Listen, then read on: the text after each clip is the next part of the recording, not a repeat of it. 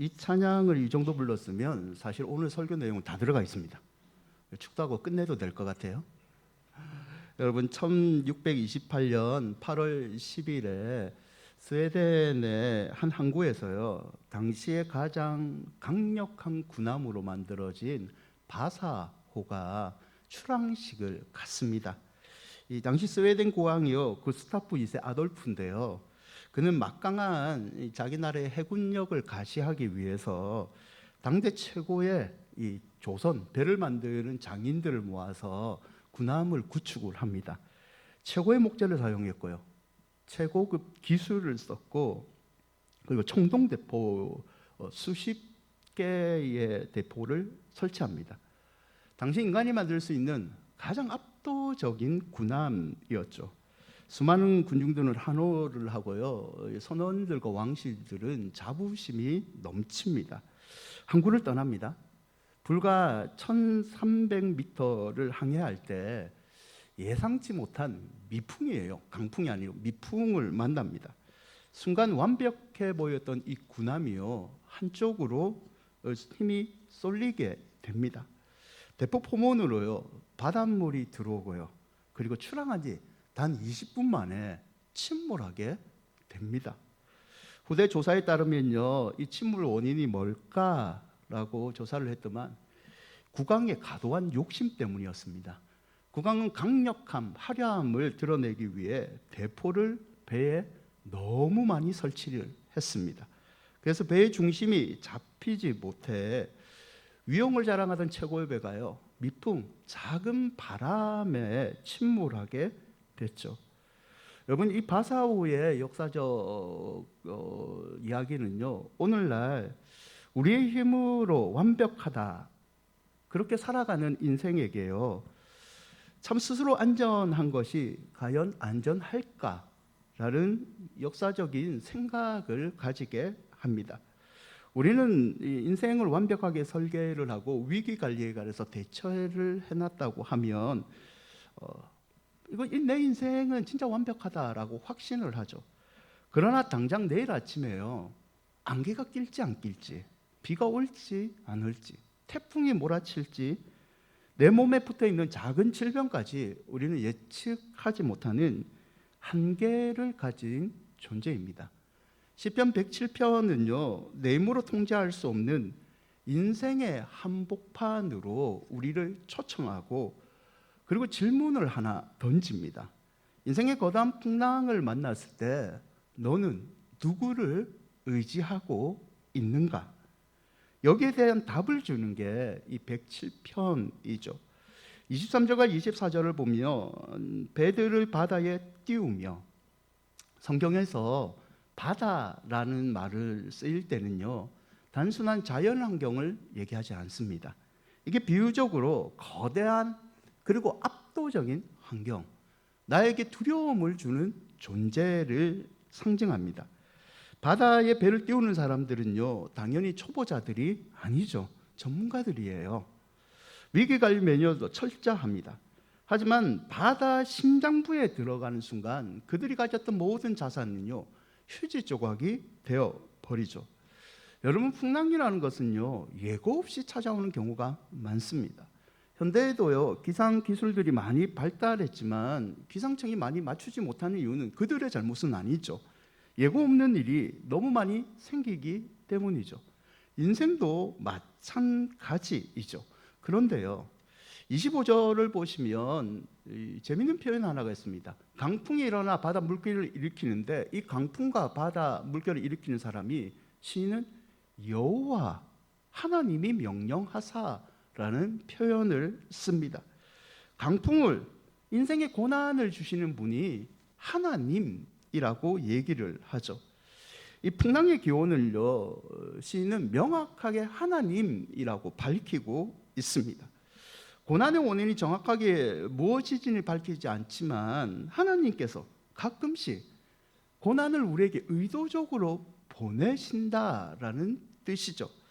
여러분, 이 사실은요, 우리를 당혹하게 합니다. 하나님이 왜 우리에게 고난을 주실까? 하지만 한편으로는요, 풍랑을 일으키는 분이 하나님이라면 풍랑을 끝내는 분도 하나님이라는 소망을 전제하고 있는 말입니다.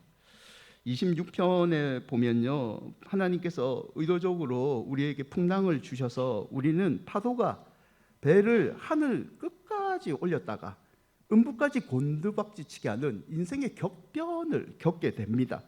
그리고 27절에는요, 이 한계상을 더 처절하게 묘사를 하는데요, 이리저리 구르며 취한 자 같이 비틀거리고 그들의 모든 지각이 혼돈 속에 빠지는도다.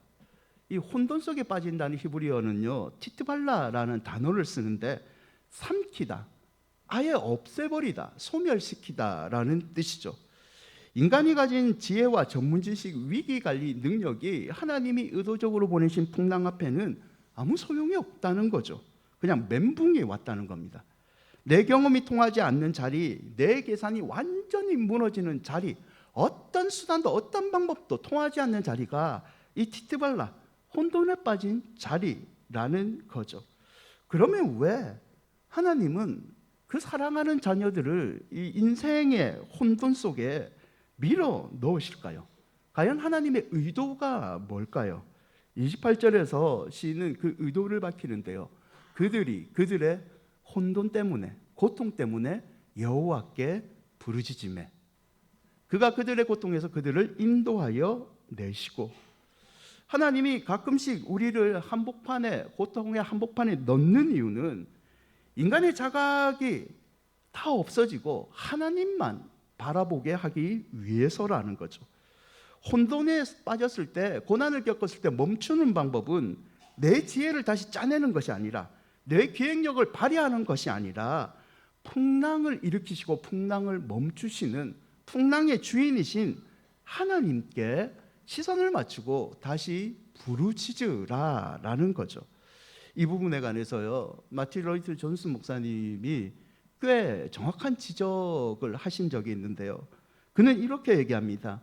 기독교인은 풍랑이 없는 안전한 삶을 보장받은 사람이 아니다. 풍랑 속에서 누구에게 부르짖어야 할지를 아는 사람이다. 이건 꽤 정확한 지적 아닙니까? 믿음이라는 것은요, 인생의 고난의 면제권이 아닙니다. 믿었다고 해서 우리가 뭐 관계의 어려움도 없고 경제적인 어려움도 없고 자녀의 어려움도 없고 그냥 꽃길만 걸어가는 그런 게 아니죠. 믿음이라는 것은 면제권이 아니라 풍랑 속에서 다시 풍랑의 주인인 하나님께 주파수를 맞추는 능력이 믿음이라는 거죠.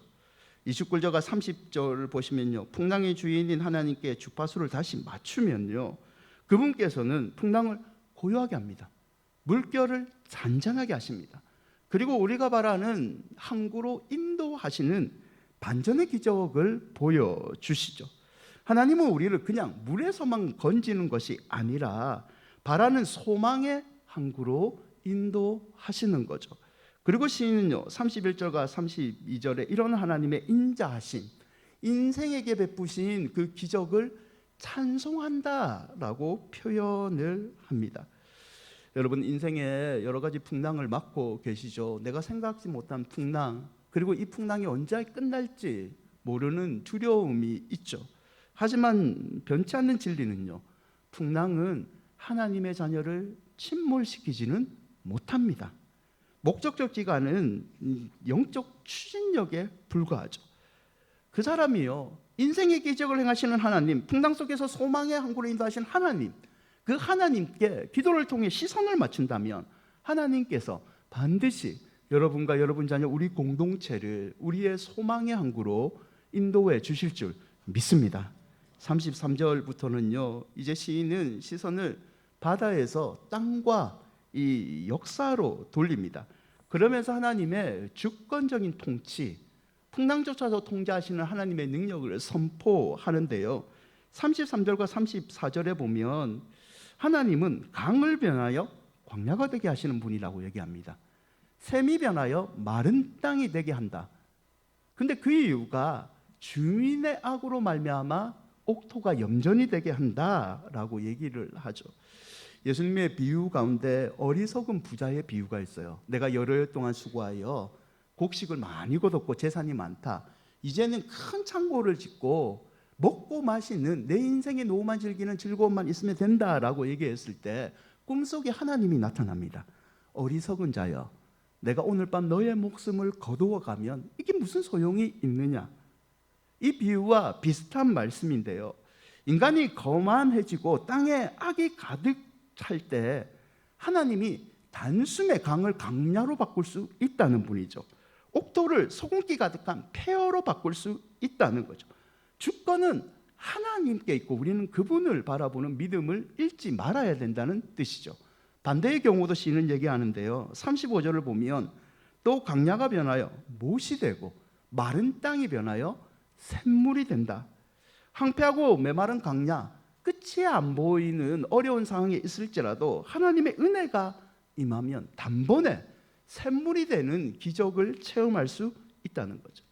이 두 말씀을 통해서 우리가 깨달을 것은요, 결국 신앙이라는 것은 조건의 문제가 아니라 주인의 문제입니다. 누구를 바라봐야 되느냐, 누구를 끝까지 의지해야 되느냐, 여기에 신앙의 성패가 달려 있다는 거죠. 어거스틴의 유명한 말 중에 이런 말이 있어요. 하나님 없는 풍요는 빈곤이며 하나님과 함께 하시는 빈곤은 무한한 풍요다. 인생의 주도권이 나에게 있지 않고 흥망성쇠와 생사와 복은 오직 하나님의 손에 달려있다는 믿음만 가지면 하나님께서 우리를 소망의 항구로 인도해 주신다는 거죠. 사무엘상 2장 6절과 7절에요, 한나가 이 믿음의 정신을 담은 위대한 고백을 남긴 게 있죠. 우리 함께 한번 읽어볼까요? 여호와는 죽이기도 하시고 살리기도 하시며 수월에 내리기도 하시고 거기에서 올리기도 하시는도다. 여호와는 가난하기도 하시고 부하기도 하시며 낮추기도 하시고 높이기도 하시는도다. 여러분, 이 믿음을 가졌다면요, 사실 우리가 해야 할 일은 명확합니다. 내가 직접 옥토를 만들려고 발버둥치는 인생을 멈춰야 됩니다. 내 인생이 바닥에 떨어지고 내가 원치 않는 어려움을 겪고 있다고 해서 너무 슬퍼하지 말고 나를 바닥에 내추지만 다시 올릴 수 있는 하나님께 주권을 다시 내어드려야 됩니다. 여러분, 하나님이 막으시면요, 어떤 바벨탑도 단번에 무너집니다. 반대로 하나님이 여시면요, 광야 한복판에서 샘이 넘치는 성읍을 건설할 수 있습니다. 마지막으로 39절에 보면요, 시인은 이 깊은 영적 훈련에 가서 계속 얘기하는데요, 다시 압박과 재난과 우난을 통하여 그들을 수를 줄이시며 낮추신다라는 표현을 쓰죠. 잘 믿는 성도에게도요, 재난과 우환이 찾아온다는 거죠. 그리고 밑바닥까지 낮아지는 비하를 경험한다는 뜻입니다. 40절에는요, 고관들에게는 능력을 쏟아부으시고 길 없는 황야에서는 유리하게 하시나.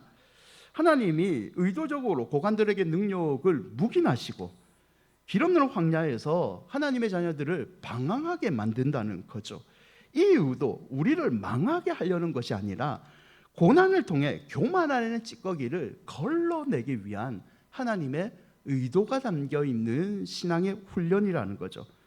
그래서 41절에 보면요, 고난을 겪고 있는 궁핍자가 고통에서 건져내는 방법은 하나님께 엎드리는 방법밖에 없다고 합니다. 하나님께 엎드린 겸손한 자는요, 결국 그분께서 우리를 양떼같이 보호하시는 은혜로 이끌어 주신다는 점. 그리고 시인은 43절에 결론의 말씀을 선포하는데요, 지혜 있는 자들은 이러한 일들을 지켜보고 여호와의 인자하심을 깨달으리로다. 이런 인생에 높고 낮는 고통을 겪었다면 하나님께 우리의 믿음을 드려야 되는 지혜를 너희들 가져라. 그 하나님은 특별히 인자하신 분이다. 인자의 원어는 헤세드라고 우리가 한 번쯤 들어본 단어인데요, 변함없는 사랑, 신실하신 은혜라는 뜻입니다. 강풍 속에 내가 비틀리고 옥토가 연밭이 되는 어려움이 있지만 하나님은 인자하신 사랑을 우리에게 거두지 않는, 늘 신실하게 우리 옆에 계신 분이라는 거죠.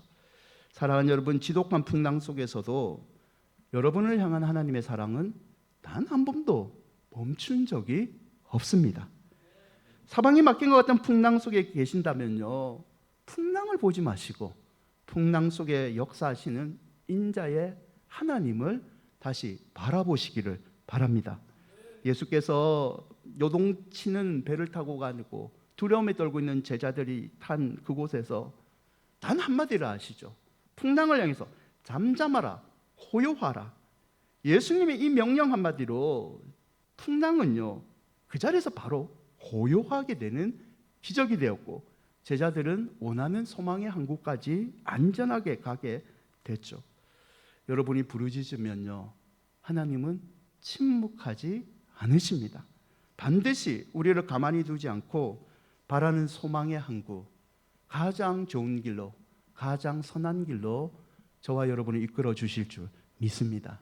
두 가지로 정리해보고자 하는데요. 첫 번째는 하나님의 이 은혜를 누리기 위해서는요, 영적인 파산을 선언하셔야 됩니다. 내 경험과 내 지식, 내 능력으로는 되지 않습니다라는 선언이죠. 대신 하나님의 주권을 인정하는 믿음을 가져야 하죠. 잠언 3장 5절과 6절에 이런 말씀이 있는데요, 함께 읽어볼까요? 너는 마음을 다하여 여호와를 신뢰하고 내 명철을 의지하지 말라. 너는 범사에 그를 인정하라. 그리하면 내 길을 지도. 삶에서 내 힘으로 통제되지 않는 영역을 있다면요, 때로는 나의 자부심을 내려놓으셔야 됩니다. 그리고 인생의 길을 하나님께 내어드리시기를 바랍니다. 두 번째는요, 하나님의 인자하신 은혜, 이 헤세드를 부르짖는 기도의 마음이 있어야 합니다. 결국 신앙은 풍랑의 면제권이 아니라 풍랑 속에서 누구에게 부르짖을지를 아는 능력이 믿음입니다. 지독한 풍랑 속에서 하나님의 헤세드가 멈추지 않았다면요, 우리도 그분을 향한 기도를 멈추지 말아야 되죠. 항상 기뻐하고 쉬지 말고 기도하고 범사에 감사하는 인생의 주인이신 하나님을 가까이 하는 믿음의 자세를 잃지 말아야 됩니다. 예레미야 33장 2절과 3절에 일을 행하시는 여호와, 그것을 만들며 성취하시는 여호와, 그의 이름을 여호와라 하는 이가 이와 같이 이르셨도다. 너는 내게 부르짖으라. 내가 내게 응답하겠고 내가 알지 못하는 크고 은밀한 일을 내게 보이리라. 예레미야의 이 선언 가운데 핵심은요, 여호와입니다. 부르짖고 응답받고 크고 은밀한 일도 중요하지만 누가 그거를 이루시라는 거죠.